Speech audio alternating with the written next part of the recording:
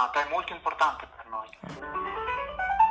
Rispondo dall'Italia, come posso aiutarti? Allora, è una roba, io sono un personaggio famoso, influencer, e quindi per me è anche molto, diciamo, imbarazzante. È da un po' di tempo, quando che vado su Facebook, vedo le pubblicità di, ad esempio, l'acquisto di una coppetta per riempire le mutande, per far vedere come che è più grande, no, di quello che è. Sì, ho presente. Ma glielo consiglia anche a lei? No. Quando è che vado su Google mi viene fuori come delle strisce delle pubblicità che ci sono dei modi per allungare il pene.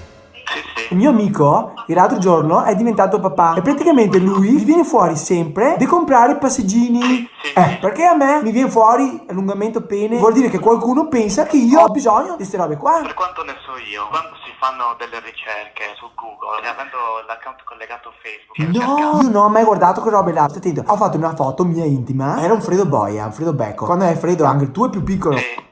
Secondo me qualcuno è entrato nella mia galleria, ha visto che la foto là e stupidamente ha tratto conclusioni affrettate. Mamma mia, che vicenda.